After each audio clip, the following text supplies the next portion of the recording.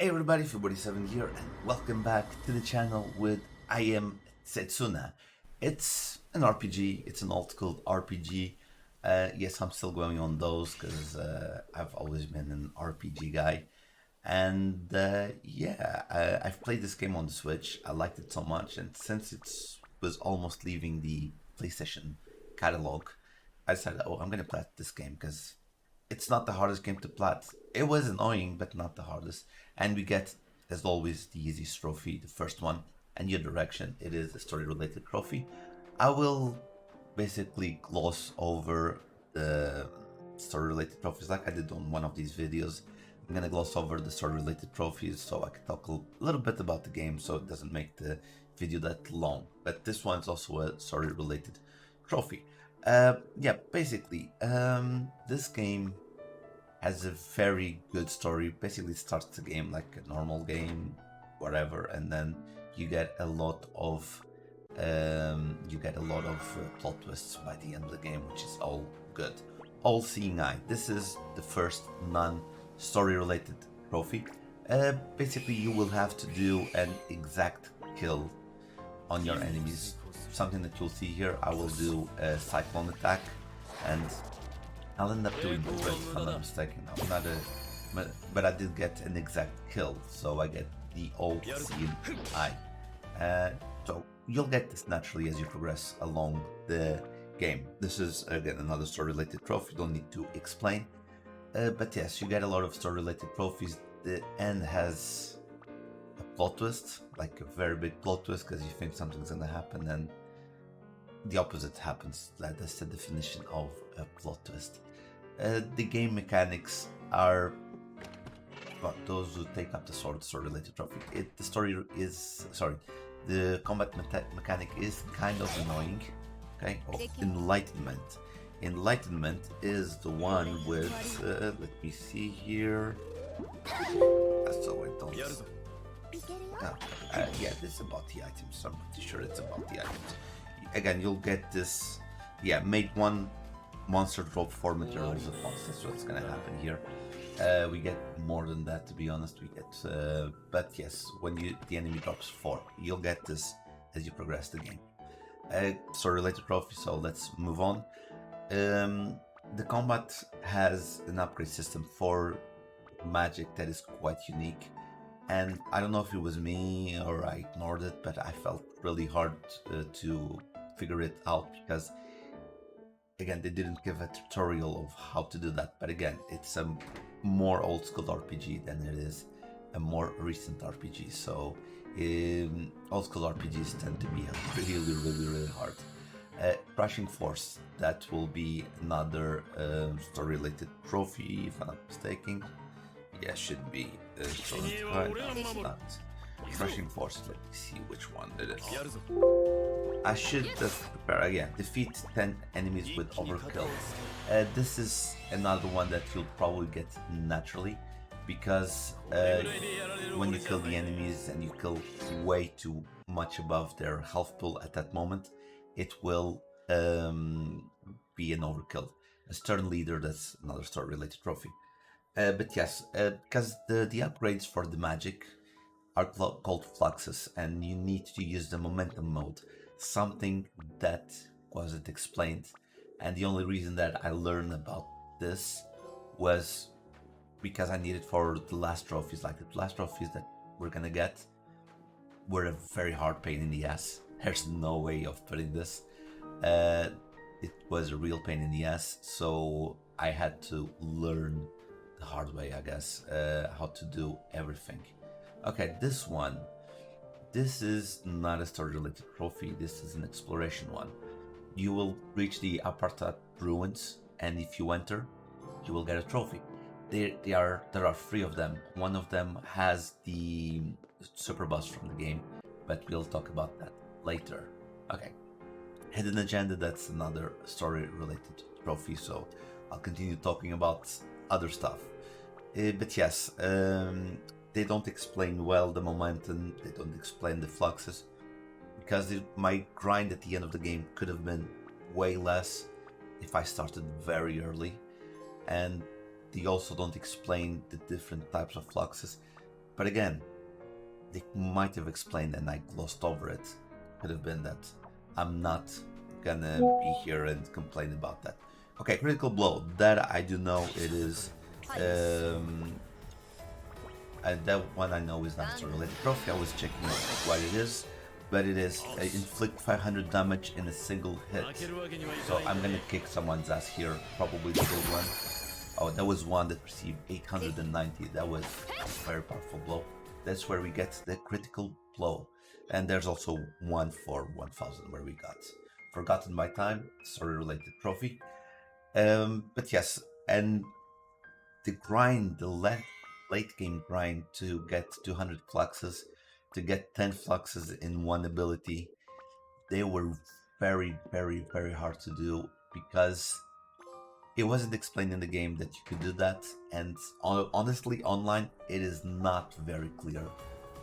I just like, okay, maybe I'll have to use different talismans, and I will talk about that as well in the last part of the game, of this video, when we're talking about those specific trophies which were a pain in the ass. Again, another story-related trophy. We kill a boss. That's what we do. We kill enemies. And we get Moment of Truth. By this time, we're about halfway through the game. Got almost all the characters, as you can see. Keeper of Legend. Keeper of Legend is... Oh, what is a Keeper of Legend? Oh yeah, this is story-related trophy as well. This is the ruins where you will unlock the flying ship. I was doing something, I don't know what I was doing, but I was doing something, and we'll end up meeting someone. I did enjoy this game. It's a very slow-paced game, requires a lot of grinding, but if you know where to grind, you will have the best time. Not story-related trophy, Limit Breaker, where you do more than 1000 damage in one hit, and I'm pretty sure it's going to be that horned monster is going to get the blunt. My favorite attack was the blow beat. I really liked it, and as you can see, there was a crit there, and we did all types of kills, which is another trophy because you need to do different types of kills. A Forbidden Land. This is exploration. Yeah, you'll have to do exploration on this one, and yeah, it looks like a normal place on the map, but then there's a portal, and then you go into a portal, and it is... And when I'm saying it's a dev room, it's not where you can change things in the game and try things out, but this is where all the developers or their characters are in the game. So it's something quite unique. I really liked it. I think it was quite unique. Realm of Secret Love. Again, another exploration. So remember that first tower that I told you about, the Apartat ruins? This is another one. There are 3 of these ruins, and each one of them give a trophy. And I don't know why, I'll be honest, because you only need one for the super boss. I did one of them I did for jokes.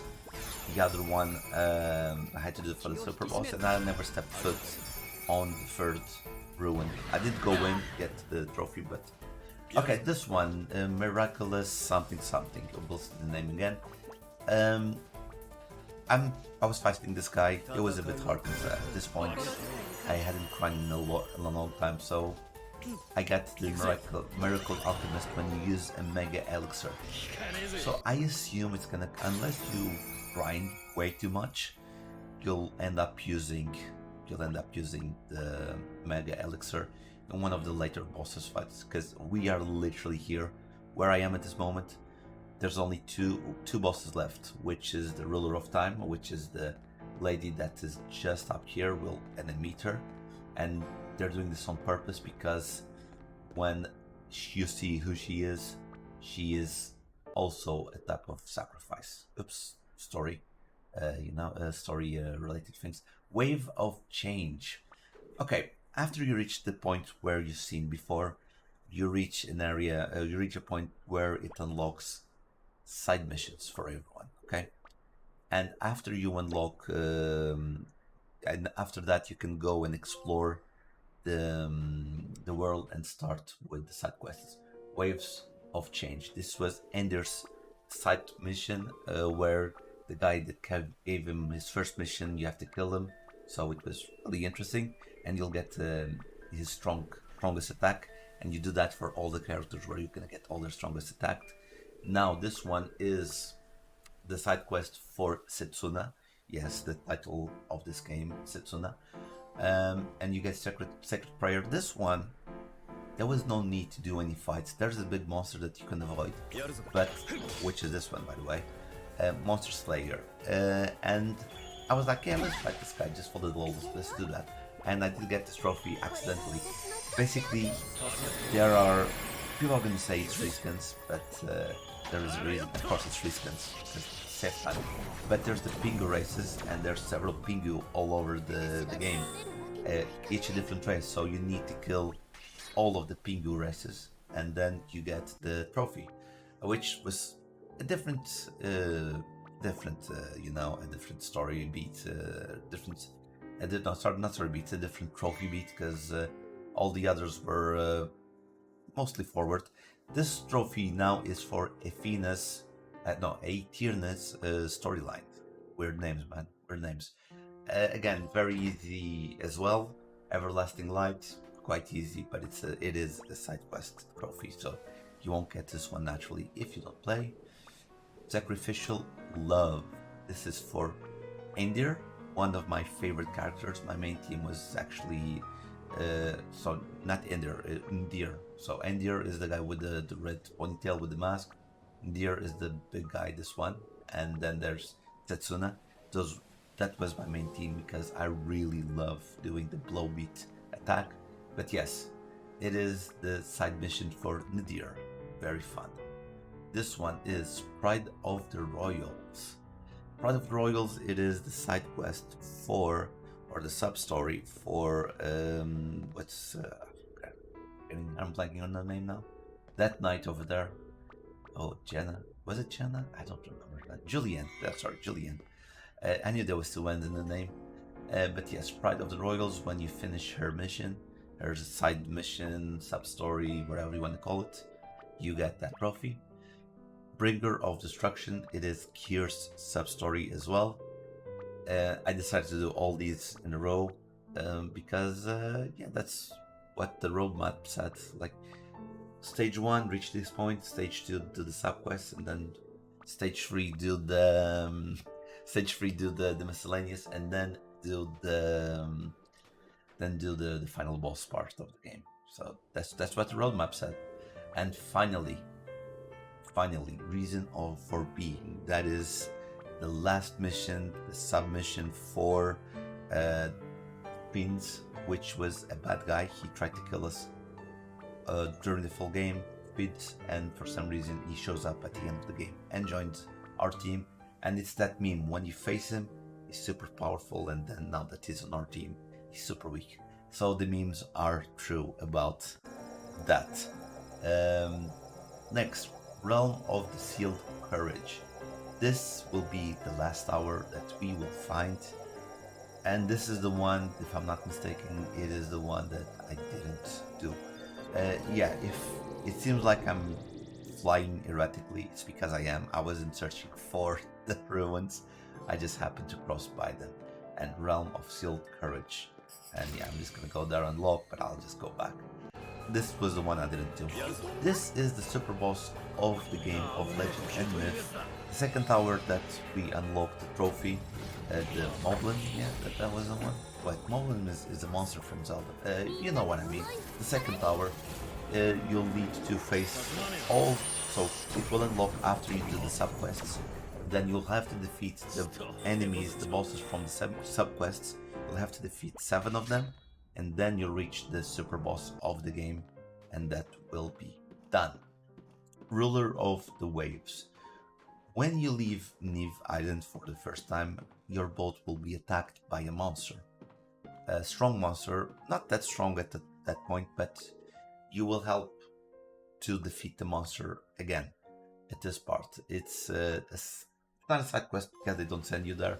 It's a side activity that you can do. And you just get Ruler of the Waves just by looking at him. So if you run away, that's okay. But at that point I was strong enough to defeat him. Connoisseur of Salty Foods. This one, this one.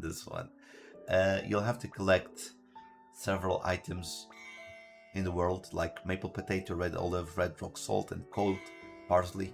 Just look where they are. And you have to take to this lady on the Gaddington.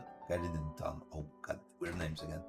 And she will make the food that you the fries, and then you will get the recipe that you can buy from the not innkeeper but the chef to come across during the game.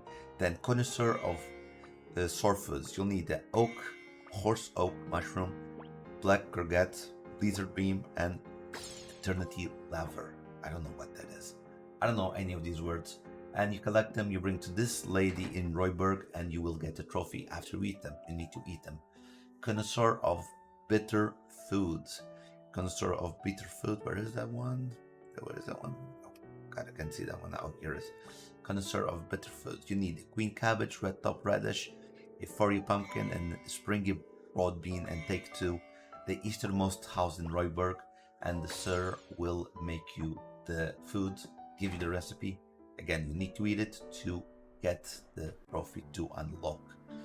Then the final one, connoisseur of, I think it's the last one. Yeah, should be that one. Connoisseur of savory foods. You need a luminous potato, arctic cauliflower, wheel mushroom, and a frosted salt. And you got a knife. The first person that's there, you give that recipe, and they will make you the this vegetable stew, which you can eat and get the trophy. I think it's that one. Yeah, I think it's that one. Or was it strawberry? Sweetfoot. I don't remember. The chosen one. The chosen one. Which it is? The chosen one is... You remember the pingu that I told you that I killed and it got struck by accident? So these owl-like monsters, you have to defeat them. You have to defeat them. All of them, from one from each race, and you will get the chosen one trophy. Which won't come naturally, unlike the previous one. The previous one is more easy to come around. Worldly Wisdom. There are 15 different races in this game that are Spy Knight infused. What does that mean? They are more powerful than the regular enemies. So you will have to kill all 15 of them, and you will get the trophy that I just said, Worldly Wisdom. And it's actually quite good to grind. Like the first one that you find, the squirrel, if you hit him it's 1k, and at that time it is very... Oh, that's the one I was missing. Okay. And if you get that 1k at that time of that stage in the game, it will level you up at least 1.5 levels, so it's really good. Yes, this one, the vegetable stew, which you will need to get luminous potato, arctic cauliflower, wheel mushroom, and frosted salt, the one that I said before. Come to the knife board, talk to the man, eat the food, and you will get the savory foods trophy. Again, you need to search for that. Okay, you need to search for that where to find everything in the guide. This one, Infinite Tactics. You remember at the beginning of the game, the video, I was saying that it didn't push about momentum. You see those little things shining at the bottom. We'll see again. Those are momentum. When you attack an enemy and you press the square, it will do a momentum kill when he's dead. So yes, that's what the momentum kill is, and that was the last kill in the game. You can very naturally see where Setsuna is, those 3 shining dots. That's basically it. This trophy here is use use combos in momentum mode 30 times. You can see I did a momentum attack right now, a combo with Deer and Ender and Harmonic Heart. Yes, I'm grinding that sea monster that I told you about, and yes, oh wait, the previous one. Oh, I screwed up.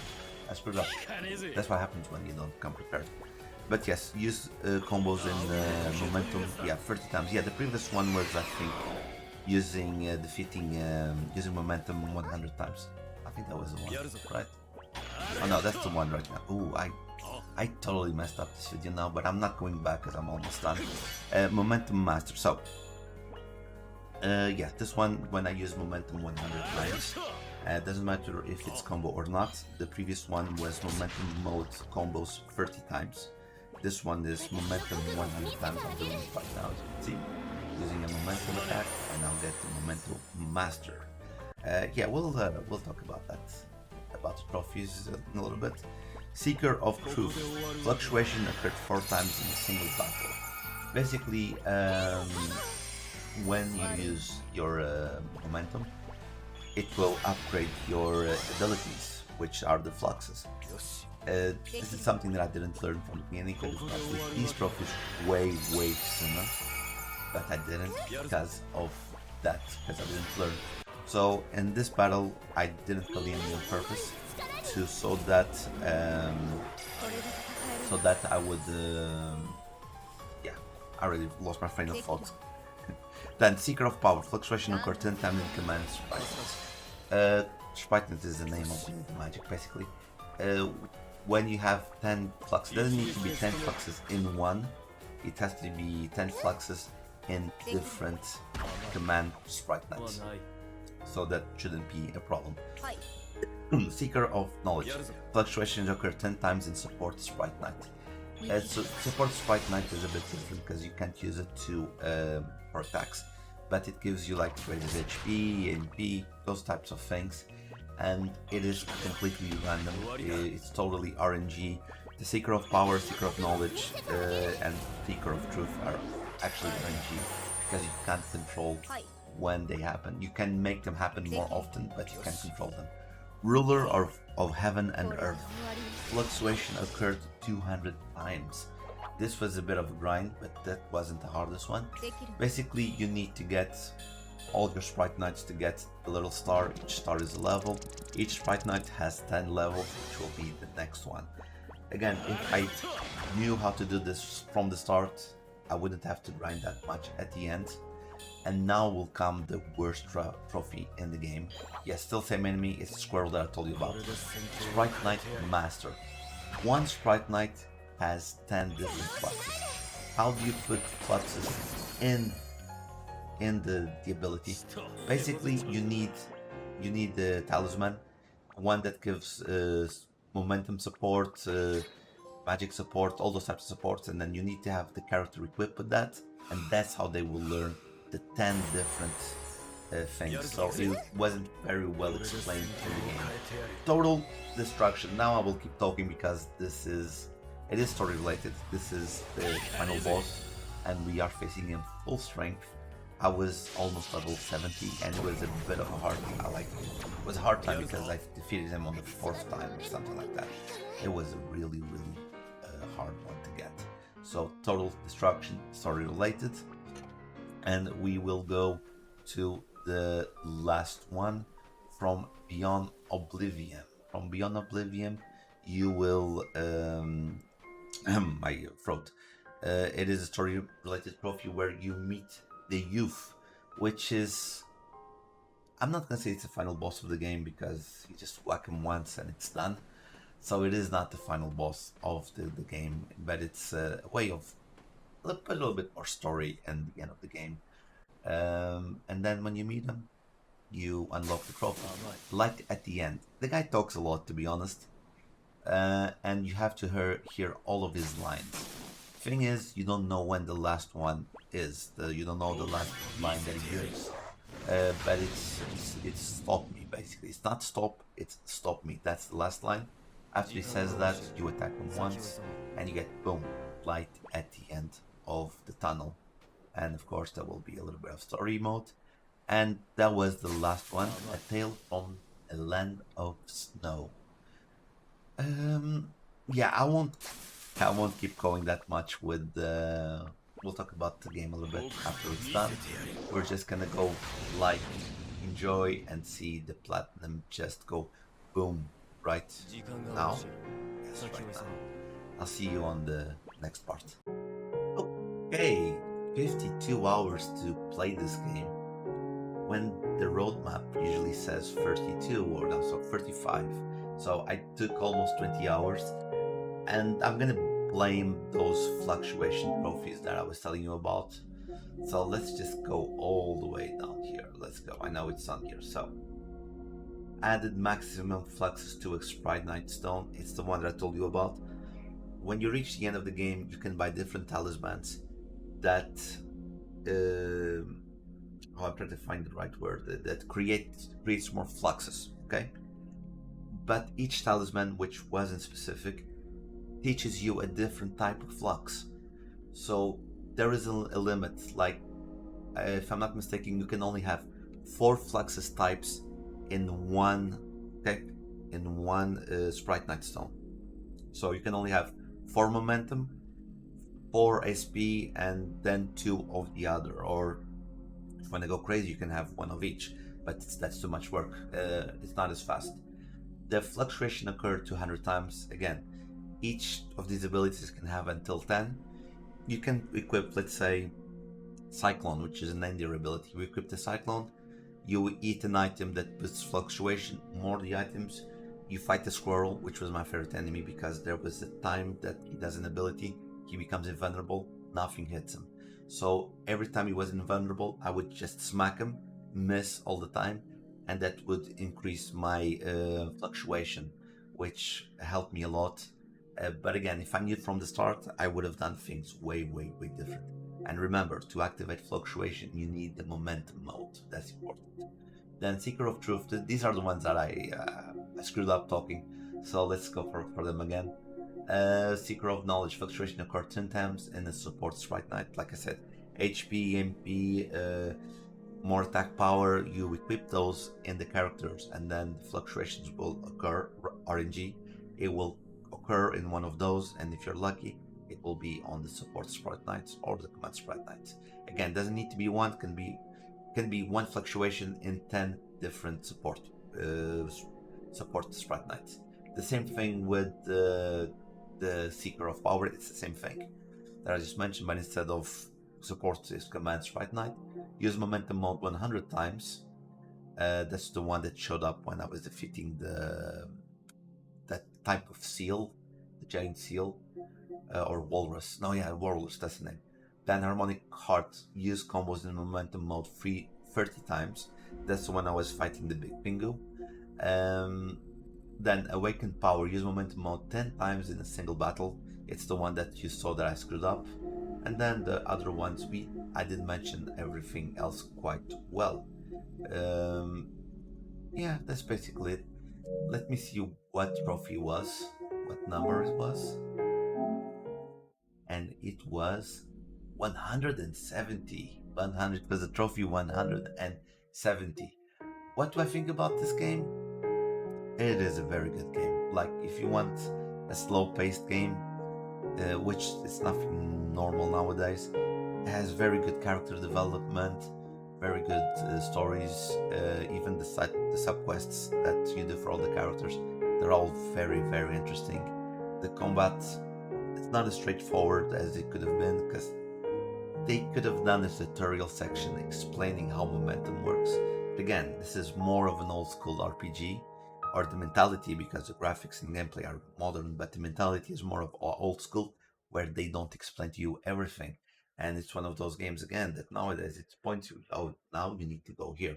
That doesn't happen with I Am Setsuna. You have to read, you have to know where you have to go, who you have to talk to. It is more old school than recent. So what do you guys think? Sorry about that fumble near the end of the video, but I didn't want to start from the start again. So that's basically it. I hope you enjoyed the video. Please leave a like, a comment, hit the bell icon. You know, all those good things that make us grow.